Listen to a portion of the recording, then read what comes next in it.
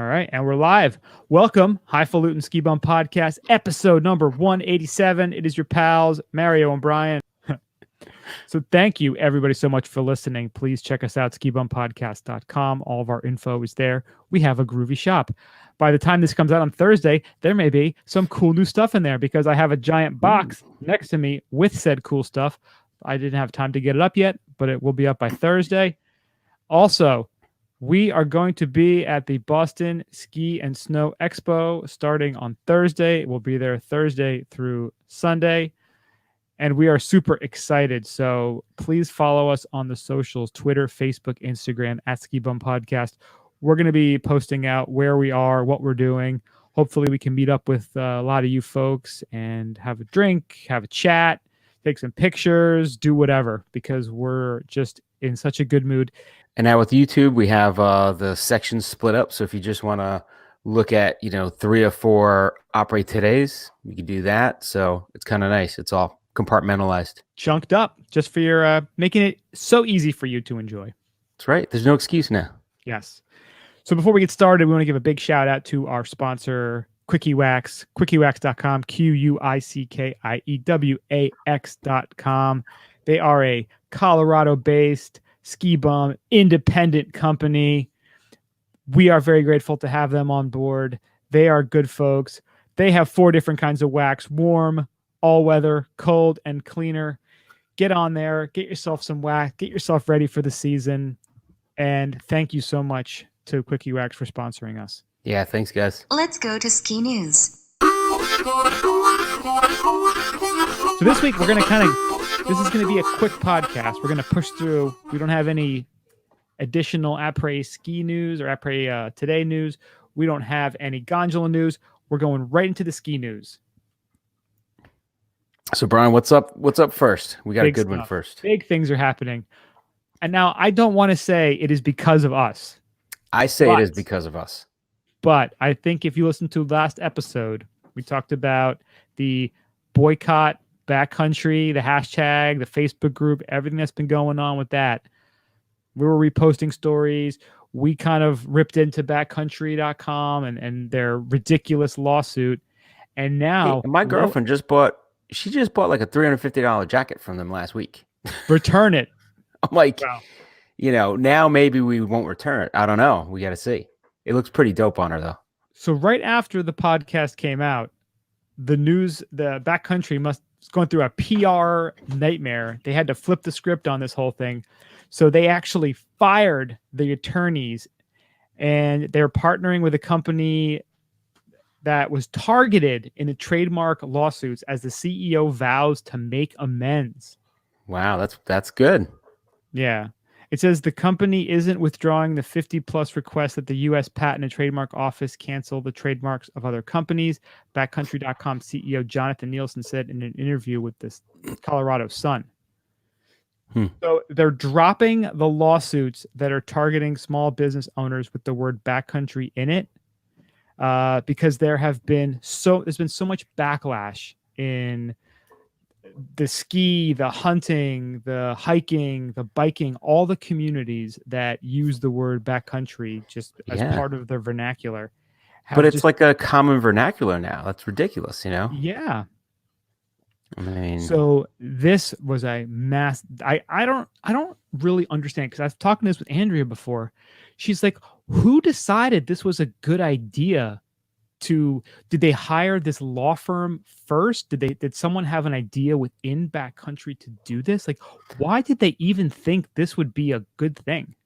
Well, I wonder if it didn't start with, them saying, okay, somebody's like using backcountry as their name, and that's a direct infringement. You can't use the same name. So maybe they started going after that, and then the lawyers just like took over and said, hey, let's go after everybody. We can make a lot of money doing this or whatever. I don't know. It just seems to have gotten out of hand. And that's why I guess they came down and said, rather than talk to them, they're like, you guys got to go, Yeah, it's almost like the opposite of a patent troll. Because remember the whole podcast patent troll thing a bunch of years back? Yeah. And that was some like little known, just kind of sketchy person trying to trademark that name. Scumbags. Yeah. Well, this is like a big player. This is like big bad backcountry.com just picking on a bunch of little guys. Yep. And that's why there was just such a huge backlash on it. So, yeah, they fired the whole firm, the lawyers, the firm that they were using, and now they are helping out a lot of these small companies that were part of that lawsuit, Mm. which is Yes. really, it's a great move, but this CEO is still on the hook for being the guy who started this lawsuit. And I tweeted out from our account this morning. I'm like, hey, this is great, but I want to see the way this plays out before I'm going to go buy something again from Backcountry. Yeah. And like I said, we just bought something, so I'm kind of like, well, we didn't really get a deal on it. So I'm like, I wouldn't mind returning it. So we'll see. Yeah. It's nice Healy Hansen jacket. Yeah, what's really cool though is, one of the folks who was being sued by Backcountry, him and his company, David Olila, he owns a ski company, Marquette Backcountry Ski, and he would not settle. He was fighting. And it's great because, he actually posted out and he was saying, it's great that people are listening. Like, that some independent retailer could keep fighting. And he's like, it might sound a little bit cliche, but I think there's a way for Backcountry to move forward and grow and heal. And he said it's cool that a small independent person with a strong conviction and a little bit of talent can level the playing field. Yeah, it's pretty good. Which is so cool. So, and it said that by last Friday, November the 8th, there was 19,000 people who had belonged to the boycottbackcountry.com Facebook page. Wow. So it just goes to show you, if you are a little guy or a small group who is pissed off at a big group, big company that's doing something, if you get together, you can make a difference. Yeah. Just start getting the word out and reach out. We try to reach out, that's how it works. Yeah. I still think cool. It was us. It was the mega voice that we have in the industry, I think. We are the skiing megaphone. So we had something to say, we shared it, and it looks like we were on the right side of history again. So good on you, backcountry.com, but we're still keeping our eye on you. I'm not ready to just start buying stuff from you all of a sudden. I want to see how this plays out, but yeah, let's see what's going in the on. right direction. All right, next up, this is coming across the nation. While there's a lot of wildfires going on, they're saying scores of records could fall as cold, snow, and ice sweep across the nation. So I guess what's moving in right now, and this has been moving in for a while, they've been saying like the way the temperatures have been dropping, there's a huge cold front just coming in, and it looks like it's going to cover almost the entire U.S. And today's Monday. They said by tomorrow, they're saying like, teens and 20s in the Midwest and Great Lakes, foot of snow Monday morning in parts of Michigan possible. So there's a lot of things. And they're saying by Tuesday, record cold is possible in the Northeast, Ohio Valley, and portions of the South. And they're saying even Texas, Tulsa, Oklahoma, so extra time Monday morning for commuting for icy roads. Tuesday, in Dallas, the forecast is for 44 degrees, which is 24 degrees below average. Down in Florida here, I think it was high as 70 something today. So it's Wow. really moved in. We like it. It got nice, but I'm sure it's getting wintry, and some places are going to see some snow. So yeah, parts of Vermont are saying up to a foot of snow. A bunch of the wow. big resorts in Maine, I think Sunday River and Sugarloaf are saying they're getting 6 to 8. So Damn. yeah, there's some serious snow on its way. I know in the New York City area, it's supposed to drop from 50 to 30 tomorrow. So there's going to be a big swing in temperature. And I think that's absolutely perfect for the start of the Boston Ski and Snowboard Expo that's going to be going down this week.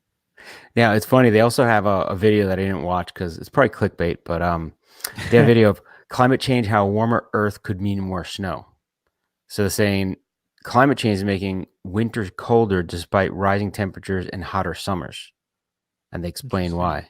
I mean, I remember seeing like some science show, and they were talking about how if all the ice were to melt from the polar ice caps, all the fresh water would go into the salt water, and it would screw up the whole system that of everything going around, and I guess make more storms or less storms or whatever. But they're actually saying it may even force an ice age, Oh, bring on wow. an ice age. Yeah, because it would kind of shut down the system that goes around right now.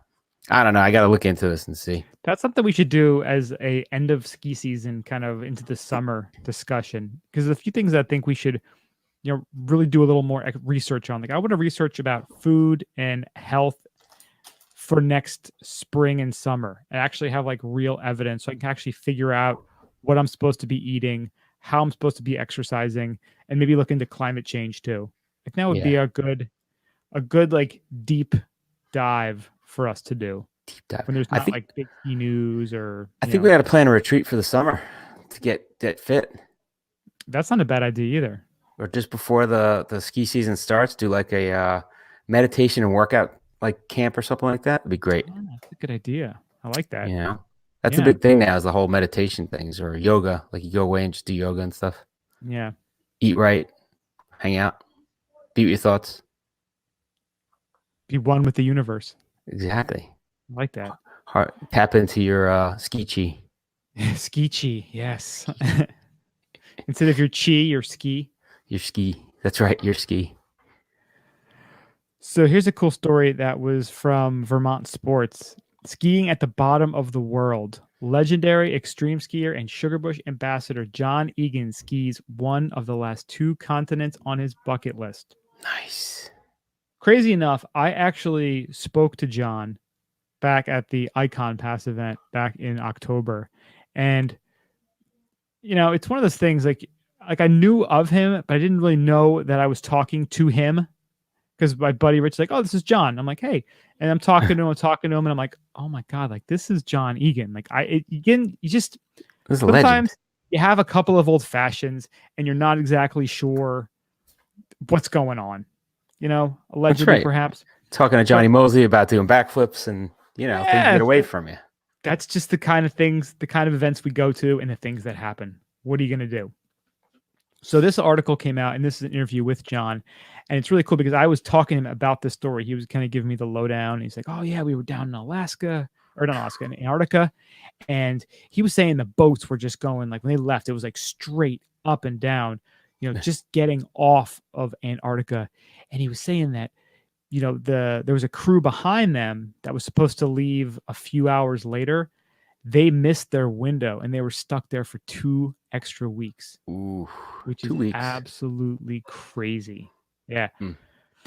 But on this particular trip, it was saying that, he's been to Greenland. He goes to the Arctic all the time. But this time it was Antarctica. Yeah. Which is, that's the tough one to get. Like, that's the really tough continent, because there's a window to go and it's remote, really hard to get to. Yeah. They went last November with a group of Vermonters, and they skinned a single track roped together as they covered an uncharted landscape of ice, rock, and snow where crevasses could appear at any minute. When they reached the top, there was a plateau with a 360-degree view of nothing but snow and ice and peaks and the ocean beyond. Wow. Yeah. That's pretty awesome. Yeah, you look at the pictures here. I mean, it looks, for skiers and boarders, it looks like heaven. Just ice and water and just so much snow. So I guess he went with Ice Axe Expeditions, and they're saying the next available cruise is November 2020. And it's a 13-day trip, starts at about $12,000. And they also do a backcountry skiing and mountaineering. That's backcountry skiing and mountaineering. And then they also organize a 100-mile fat bike expedition to the South Pole. Wow. Imagine like you popped a tire or hit something, like ran over something, like a dinosaur bone or who knows what. You got to change your tire in Antarctica on your fat bike. Yeah, right. That does not sound like fun to me. $12,000, 13-day trip. See, the money's one thing, but getting that time off and maybe being delayed another week or two that's a tough one. The problem is you're thinking like a W-2 employee. You're not I thinking know. like a podcast entrepreneur who That's right. has the time to do these things. We make our own schedules. There's We're no not Wi-Fi there. we're not a 9 to 5 operation. It's true. You know, if we want to take 2 months off and go do some ski things, go to Antarctica, that's what we do. We can do it. We are not subject to the 40-hour work week. That's the old way of thinking. That's the nonsense way our parents did things. We live in the future. We live in a different time. The we live future. in Kanye's world. Kanye. Ye 2024. Yeah, it's funny as hell. Yeah, Yeah, so if you're planning to go November 2020, get on the list, man. that'd be a great retirement party for me next year. Oh, there you go. I like it. Boom. Yeah, so Booyah. the bottom, he talks about it. We had 40-foot waves and winds hit 99 knots, 113 miles an hour. Damn. Some guests were violently seasick and stayed in their cabins. Oof. He's like, but I'd say for the most part, the Vermonters enjoyed it. Oh, that's cool. See, all you West Coast, Colorado, Utah, fancy folks, you may have better powder. You may have more fun cliffs. East Coast skiers, we're a little tougher. A little rugged. We got that going for us. That's right. That's about it. Because we're used to shit conditions. We got to plow through and make work. We love But the ice and we love anything we can get. Rainy, toughens us up, snowy, overcast. That's fine. and our beer is better. Ooh. Shots fired. Boom. Shots fired. Shots fired. And on that, I'll drink some more Natty Light. There you go. And I'll drink some more tea, like a proper English gentleman That's right, with a little whiskey in there. with a little Irish whiskey. I got English. Oh. I got Irish. Yeah, you got it all going on there. I got it all going on. All of my my mutt genetics coming together in this beverage. All right, and then last up, we got Saddleback ski area closed about 4 years ago, and they've announced that it has been sold and is expected to reopen in 2020 under the ownership of a Boston investment company. So, Saddleback is Maine's 8th highest mountain with an elevation of 4,120 feet, 2,000 feet of vertical skiing, and some of the toughest expert terrain on the east. So they're saying annual skier visits in the 12 years they operated the resort, the family that was operating it, their annual skier visits increased from 15,000 to more than 110,000. Whoa. So, and they've been closed for 4 years. So that's pretty impressive. Did they say why it actually shut down in the first place? I'm not sure. But they're saying they're going to hire like 200, 240 full and part-time employees. They're going to start putting money back into it. So it's a good thing for the place. Oh, it's a great thing. I want to know why it closed. That's always. Excuse me. Jeez. We're We're all both having cough and sneezing issues going on here. coughing, sneezing. And it's weird because it closed in 2015. And that was, again, it's not like it closed like 2008, 9 when the economy was kind of in the dumper and people were selling their vacation properties and couldn't afford to go. This was right in the middle of, things were starting to boom. Yeah. I think it was crack. It's always possible. When in doubt, say crack. So it looks like in 2015, the owner said that it would not reopen unless the outdated and slow Wrangley double chair was replaced, costing them nearly $3 million. And it did not transport enough people to the mountain as it should and creates a long line at the base. The owner stated that we've been actively seeking the necessary financing to replace the chairlift. However, time is running out. And then they couldn't make it happen by August, and then said they're just not going to open it. Wow. Which is unfortunate. But we'll see now that there is looks like a new buyer, if they're going to make this change and add this updated lift. Yeah, it says I think you mentioned that they're going to replace the lift and the base lodge for snowmaking. Mm. which is the plan, and should again have that all in place and get it open next winter.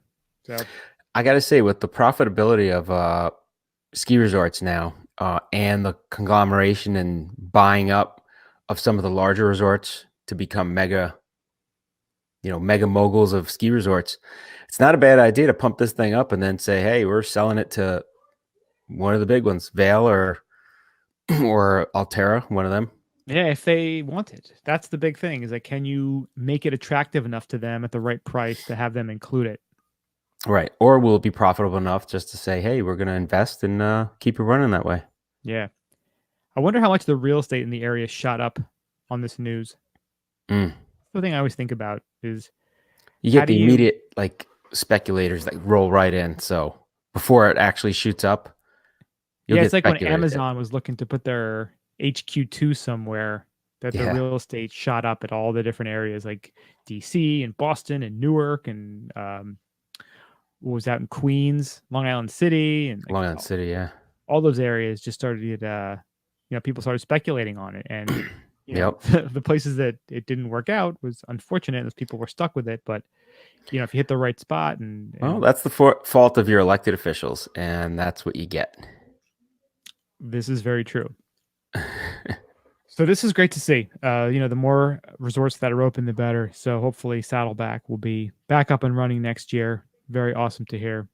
Yeah, that'd be cool. Have a new area to go to. Another place to go, right? Yeah. Or if you have questions for us, you can hit us up at skibumpodcast@gmail.com. If you haven't signed up for our newsletter, please do so. You'll get usually the show notes, a tidbit of what's coming up, and maybe some previews. But very, very good to sign up. We got quite a substantial number of subscribers. We've doubled subscribers in the last 2 months, haven't we? Yes, we have. We've had It's been big good. increase, which has been great. And people, they seem to like it and get a kick out of it. And we try to do the same thing we do with this podcast and put, kind of some fun, graphics and fun little articles in there. So if you could, it would really help us to kind of spread the word. If you can sign up and tell your friends to sign up, go to the website, skibumppodcast.com. Look at for the awesome little picture of us. It's in the footer. It's also on the homepage. You can't miss it. Sign up. That would I think really our Facebook page has a link now too on it. Yeah, look at that. It's almost harder to not sign up than it is to sign up. Yeah. So we'll be in Boston all weekend, Thursday through Sunday. So please follow us on the socials. It's the best way to follow us, to keep track of us, to meet up with us if you're looking to meet up with us. We are at Ski Bump Podcast on Facebook, Twitter, and Instagram. Go to the website, skibumppodcast.com. That'll have all of our information. If you want to send us an email, skibumppodcast@gmail.com. We are going to be rocking some of our new gear, which will also be available on the website, skibumppodcast.com/shop. We'll be on YouTube, this latest episode. Maybe we'll pin. We have no idea. I'm sure we won't post on SoundCloud yet again. I may pin tomorrow. I may spend some time tomorrow pinning. At the airport, I'm sure you'll do some pinning. That's it. I'll be going to Ski Utah tomorrow night, so hopefully I'll remember to post from there. Usually I get so in the mood and have so much fun, I don't end up posting too much, but I will see what I can do. Thank you again so much for listening. Please subscribe, iTunes, Stitcher, Spotify, your favorite podcast app. Spread the word. We are your weekly audio ski. Follow us on Instagram. We want more followers. Yes, and thank you, Quickie Wax, for your sponsorship. We will see you guys in Boston. Stay high, stay fluting. See ya.